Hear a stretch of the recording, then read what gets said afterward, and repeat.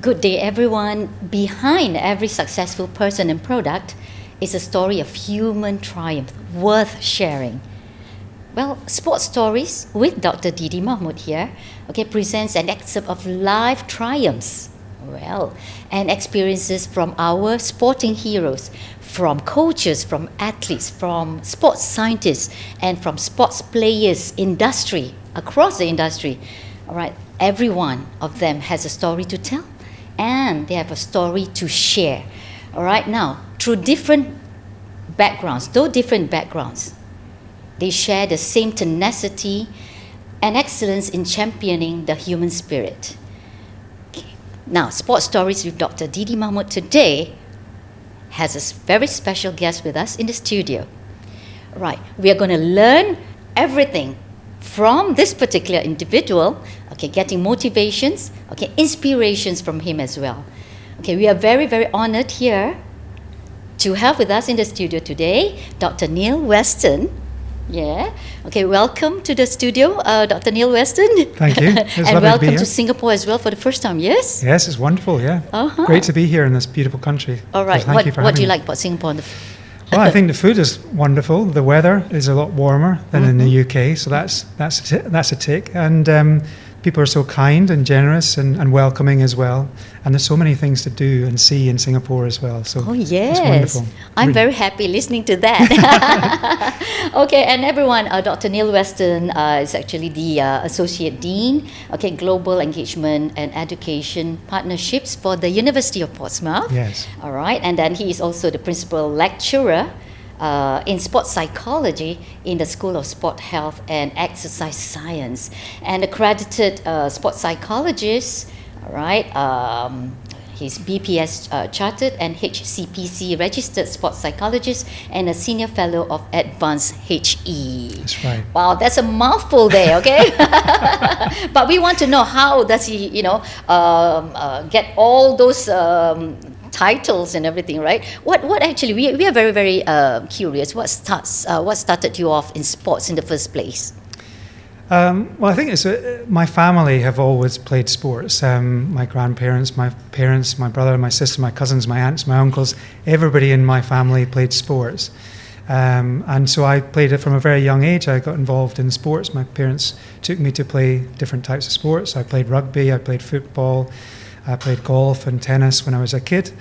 And I really enjoyed the physicality of playing sport and the benefit it can give you physically, but also I think socially for me it was really important, the fact that you can make great friends out of playing sport. You can develop friendships that last for years or all your life. And it's a really rewarding activity to be involved in sport. So from a very young age I was involved in sport, and that sort of led me on to wanting to get a career in the sports industry as well. And is that how you marry them two together, sports and the science of sports? Yeah. When I was at school, they're always asking you in school as you work your way through school, what do you want to be? Where do you want to go? And initially I thought that physiotherapy would be something that I would be interested in. And I was playing rugby union and against a team, I think it was about 12 or 13, and an opposition player dislocated their knee in the game, and I saw the dislocated knee and decided that physiotherapy wasn't for me because I don't think I could deal with the blood, or the having to move the joint back into position. I thought, God, I can't cope with that. So physiotherapy wasn't for me. But then as I moved through my schooling, I became good at science subjects, and also had a real interest in sport. And so the area of sports science, merging those two things together, seemed like a sensible option for me. So I ended up applying for a degree in physiology and sports science at Glasgow University, from where I'm from. I'm from Glasgow in Scotland, and did that degree, and then progressed from there. Okay. Yeah. I love the fact that sports science, the art of movement, the science of movement, and then sports psychology. That's your expertise, right? I would say. But what made you, go right into sports psychology? Why? Yeah. Well, it's interesting. When I was doing my degree at Glasgow, when you go into the science faculty, the first 2 years are a generic 2 years. So you get to study all range of different science subjects. At the end of that second year, you can then choose what discipline you want to go in. And so I applied and got into physiology and sports science. And as I was working my way through, I decided that I wanted to continue that. And the psychology element to me spoke to me more personally than maybe some of the other disciplines of sports science. I think as a sports psychologist, you need to have an appreciation and understanding of a physiology, biomechanics, nutrition, those elements, as well as coaching. But the psychology talked to me, I think, understanding how the mind works, and how that impacts upon your ability to perform in certain situations, how you're able to deal with pressure, how you're able to focus effectively when you need to enact the skills in order to perform successfully, was important for me, and I could relate to that, and I could appreciate that. In essence, you can be as physically strong as you want. You can eat the right foods and drink the right hydration, etc. But if you don't have it in the mind, if you're not able to manage your mind effectively, then you're not going to be able to realize your potential. Right. And for me, having the opportunity to study that, and then also have the opportunity to help people to think more effectively in order to help them to be the best person that they can be, made sense to me, and that's why I went into it. Right. And I think sports psychology, particularly, I mean, when we are talking about getting people healthy and all that, they need to move.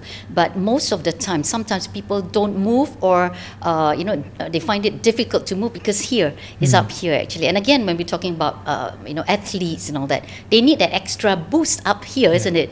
To, be focused into what they're doing, and, at the end of it, okay, you score the final point and all that.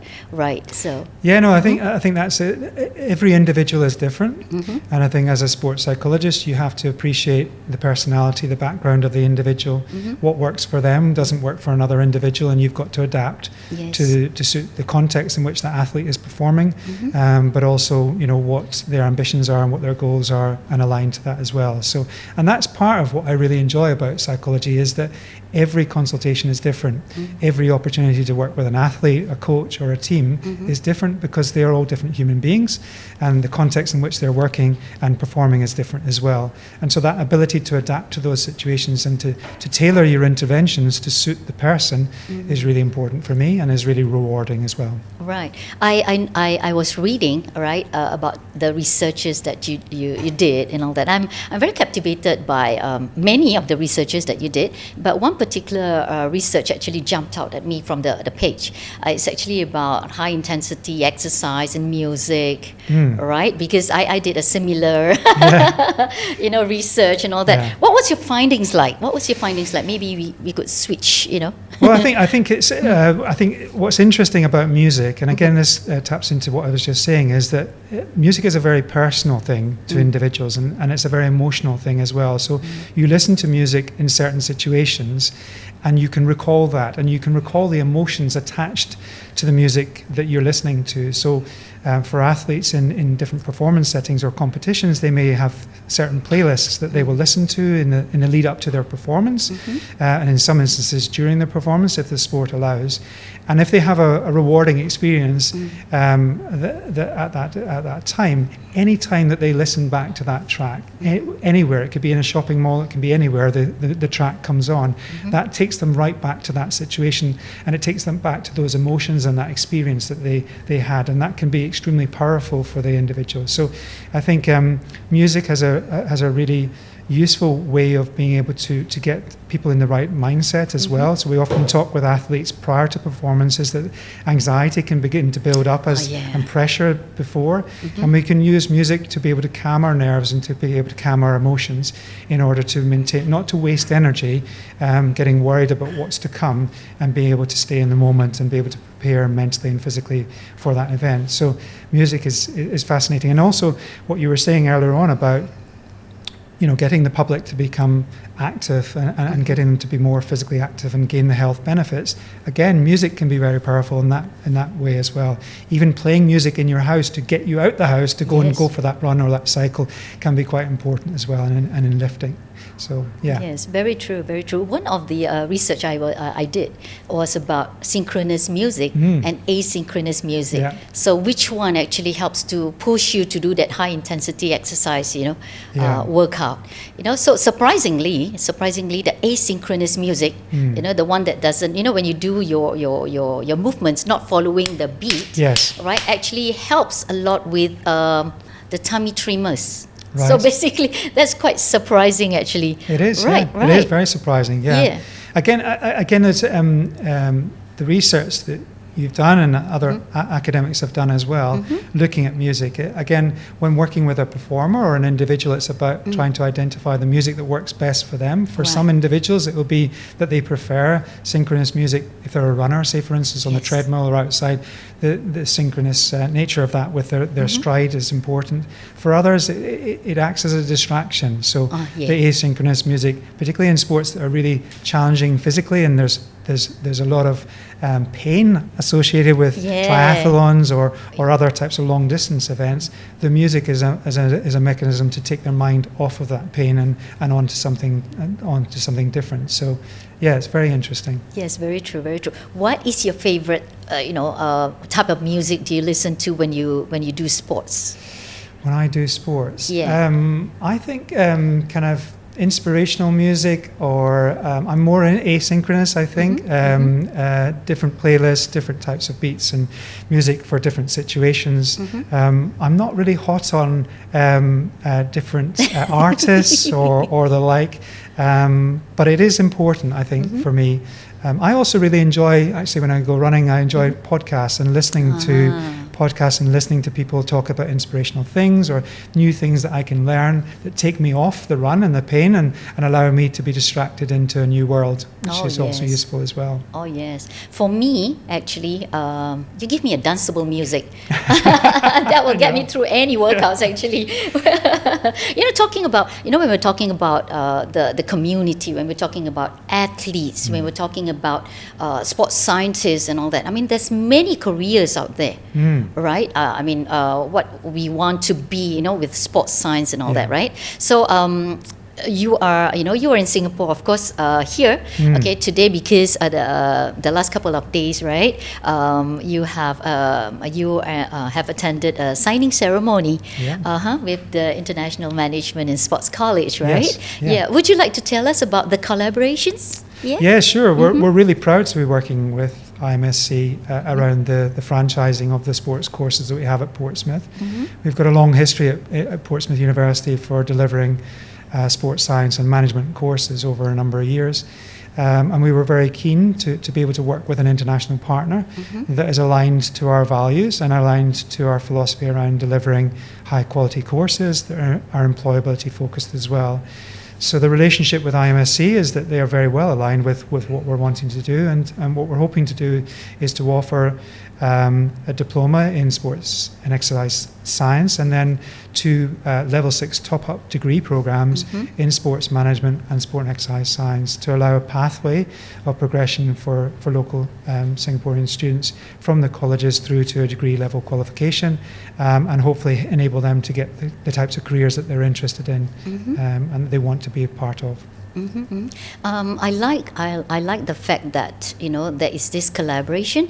So I think IMSC with University of Portsmouth, right, will give excellent education. Would you like to tell us about what is very special about the courses? The courses. Yeah. No, I think one of the things we pride ourselves in Portsmouth University is our attention to detail around the student and supporting the student through their studies, understanding that studying for courses is not straightforward, it's not easy. There are a variety of different competing factors within people's lives. And then delivering the education, obviously you need to deliver high quality education and good knowledge of the research and literature is important, but also you need to understand the human being, you need to understand the student student is involved in that course, and be able to support their needs throughout their study so that they can realise their potential and get the best possible qualification that they're able to do. So part of what we do is we pride ourselves on that level of student support, and I think IMSC are also committed to providing high quality student support. So I think that differentiates us from other institutions in that way. I think the second thing that differentiates us is the practical component. Often in courses you can get a lot of theory and a lot of research, but not necessarily have that application of that into the practical setting. And part of our courses is very much that the students get a hands-on experience of physiology, of the different disciplines of sports science and management, rather than just the theory. So we complement the theory and the research with the practicalities of it so that students understand how you apply the science into a practical setting. And that's something that we want as part of our degree programs, and something that the IMSC courses will also offer. And I think the final thing that differentiates us, or that we pride ourselves in and have a great deal of focus on, is employability, and the importance of embedding employability skills throughout the courses that we offer, so that the students are well prepared to enter into the graduate employment market and have a good competitive chance of getting the type of career that they're interested in. And that for us is important. That's the whole point of studying, is that you go on to a career and then you can earn a living for something that you love to be a part of, and that's really important for us. Right. Talking about that, I want to ask you about athlete profiling. Right. Yeah, right. Yes. Because I know that's also one of your researches, right? Yeah. And Neil, talk about athlete profiling and how like the new students, if I think when they're talking about athlete profiling, what will interest them?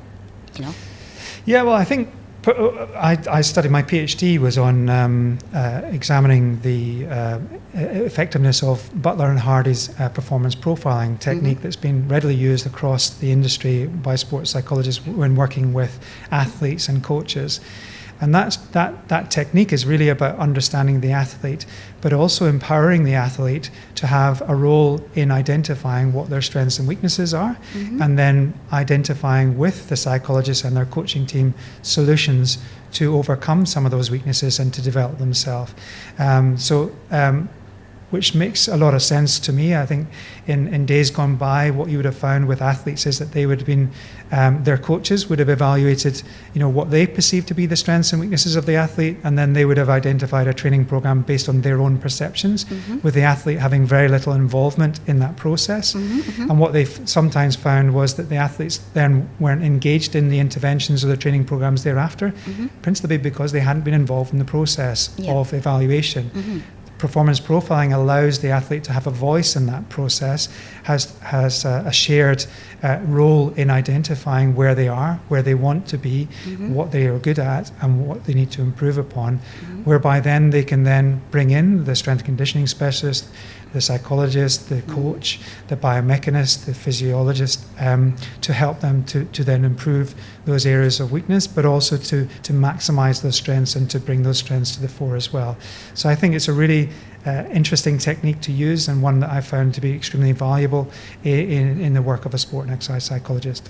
Right. And then right now we are right in the middle of the SEA Games. Yes. Right. And then, are you looking at the athletes, right? How they are performing, to go through to the very excellent, so that they can win their gold medal and all that. And then you're talking about like biomechanics. These are all the makings of an athlete, isn't it? Yeah. So we have the biomechanics, we have the sports psychologists, we have the exercise physiologists and the nutritionists, and so those are the careers, right? Yeah. That everyone out there, and even with mummies and daddies with children, right? Yeah. I mean, they can possibly think about where their children's career are going to, right? In a way. Yeah, there's great flexibility, I think, on the sports science course. I think you have the opportunity to understand these different types of disciplines, and that allows you then to specialise in an area that you feel is most of interest to you and the career that you want to go into. Just like I chose psychology as part of my undergraduate degree and forge a career in that area,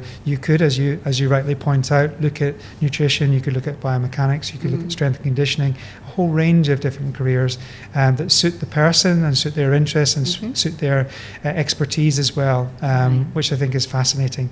So there's that breadth of opportunity. I think also with the sports management course as well, there's a great deal of opportunity across a range of different sports management disciplines to go into the sports industry and to have impact, but also to be able to work in an area that most interests you as well. So there's a great deal of diversity, and sport is a wonderful medium to be involved in for a career. You're going to be in your career for a long period of time. You want to be doing something that you're interested in. Oh yes, that's going to be fun. Yeah. And again, I think when we're talking about that, okay, nature or nurture. Right. Okay. When we're talking about nature or nurture, can anyone be excellent in any particular sports, or is it you need to profile them according to their body type, perhaps? So, what's your thoughts? Yeah, I think there are certain disciplines where they require a certain physicality or a certain type of physicality in order to perform successfully. If you look at cycling, long distance cycling, if you look at rowing, if you look at different power-based sports, you need to have the body to be able to do that. It's very difficult to develop that body if your stature is not of that particular size. So there is an element of that nature element. But I think you can nurture an individual to be able to perform in different settings. I think what's important is getting the right people around the individual to understand what does it take to be successful in that discipline or that sport. So understanding the requirements that are important for that, but then understanding and identifying and profiling, well, where is that athlete at this moment in time? Where do they need to be? Where are they now? And what's the journey between here and there that you can help them on? And do they have the facilities, the resources around them to enable them to achieve that level of success? Because you may have ambitions to do it, but if you don't have the time and the energy and the resources and expertise around you to enable you to do that, you're not going to be able to achieve it. So it is complicated, but it's achievable if you have the will to do so. Right. And talking about all these things that we've been talking just now, right? I think one of the things that maybe many does not know is the areas of research. That's what I think we are doing lots of research and all that, and that's what is helping to gather all the new education. Yes. Right. And I think University of Portsmouth. Do you want to talk a bit about research in University of Portsmouth? Yeah. So we've got about 25 academics at the University of Portsmouth around a range of different subject areas in psychology, in physiology, in biomechanics, in nutrition, in clinical exercise science as well. And all of those academics are research active. So they're all doing research, they're all trying to push the discipline forward, to understand new things around how we can help athletes and individuals to realise their potential to move forward, to get that extra gain above other competitors. And we're very focused upon doing that. So at Portsmouth we have a range of laboratories that enable us to do a range of different research testing with athletes.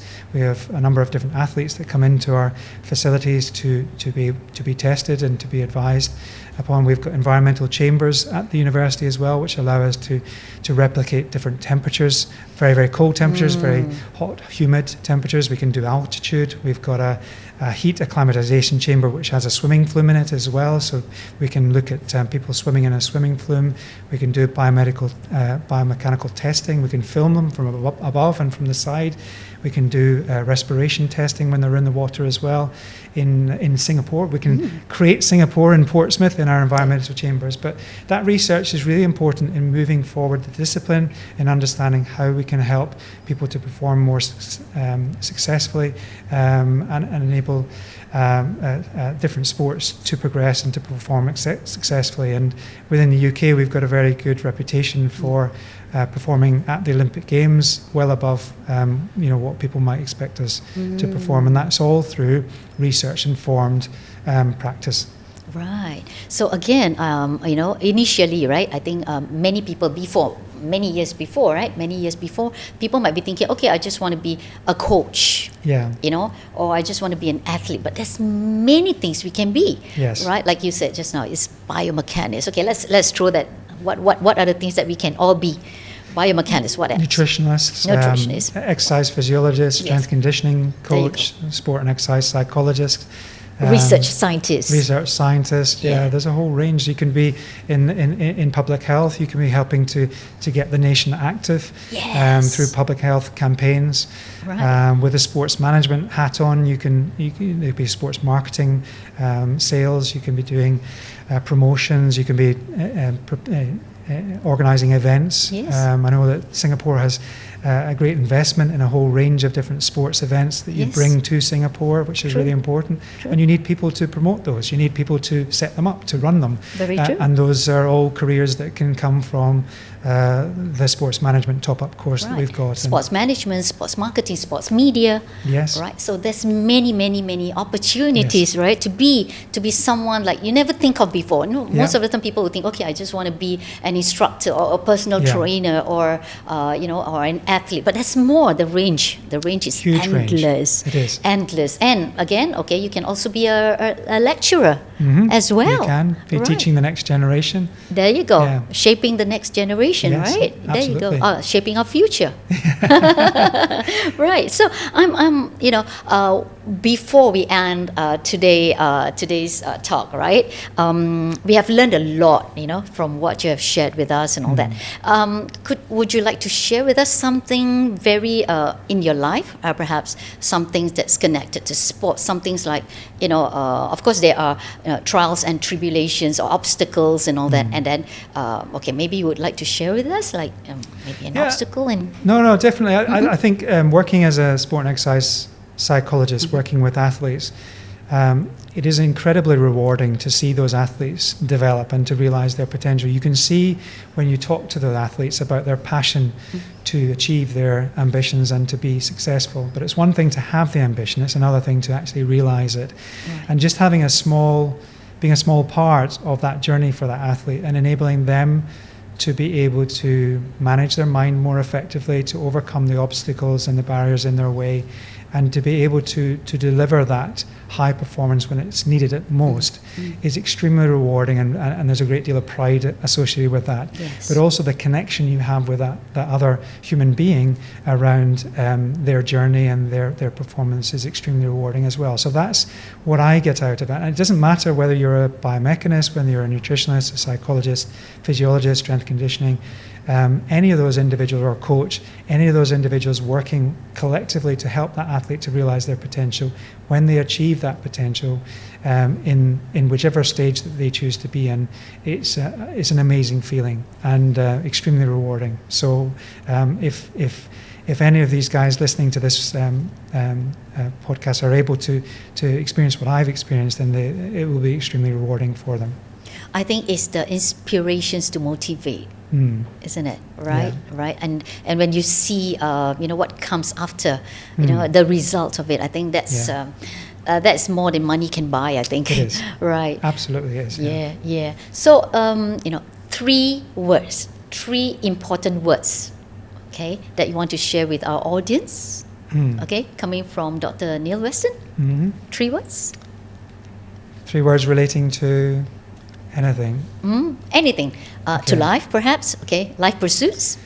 Well, I think if you have a goal, I think it's about the motivation and commitment and determination you have to achieve that goal, irrespective of what is happening around you. As long as you're determined and you're committed and motivated towards achieving it, you will realise your ambitions. And obviously you need a lot of people around you. Sorry, I'm saying more than 3 words here, but what's really important for individuals when they have that goal and they have that ambition is the people around that individual are really important in helping them to realise it. Often we don't really talk about family members or partners and the importance of those individuals in helping that person to achieve their ambitions.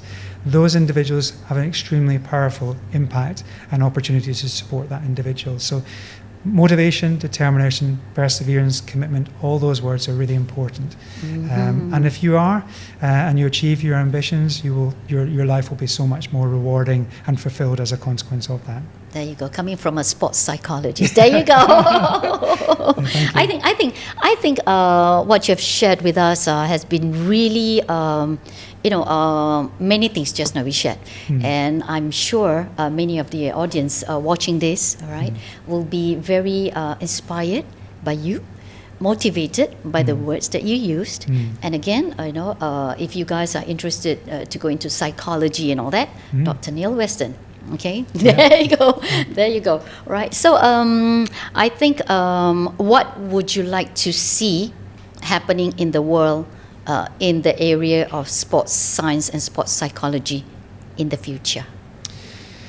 Well, I think from a high performance point of view, I think the discipline is continually evolving, and we're getting better at doing the sports and performing. So that, I think, with investment in the right way and investing in sports science support and coaching, that those will continue to develop, and athletes will continue to break records and to perform successfully. For me, actually, the most important area, I think, is public health.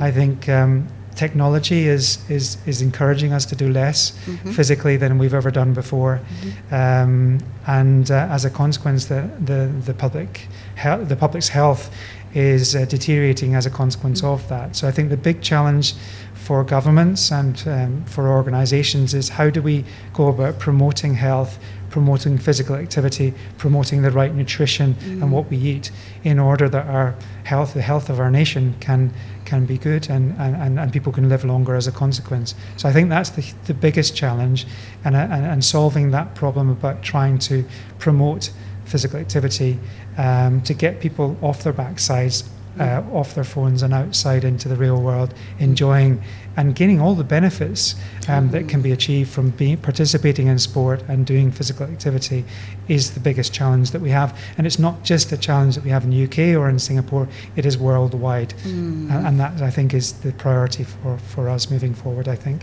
And all the principles that students will learn on our courses or any other sports science course are directly applicable to careers in that area, to help to change the situation that we find ourselves in at this moment in time. Right. Global health, athlete excellence, and then changing lives. Yes, exactly. Right? So thank you very much, Dr. Neil Weston. It's been fantastic today. Lots of tips, particularly in psychology. Yeah. All right. But again, I think I agree with you. I think education is the way to go to shape the future of our generation. So that's what we are all doing right now. And I think it's also the role of mothers and fathers, with their children as well, to give them the opportunity for education to change lives in the future. Well, thank you very much, everyone, for tuning in today. Okay, my name is Dr. Didi Mahmood. Okay, we are from Sports Stories. Okay, so we will tune in. Don't forget to tune in again to the next episode of Sports Stories with Dr. Didi Mahmood.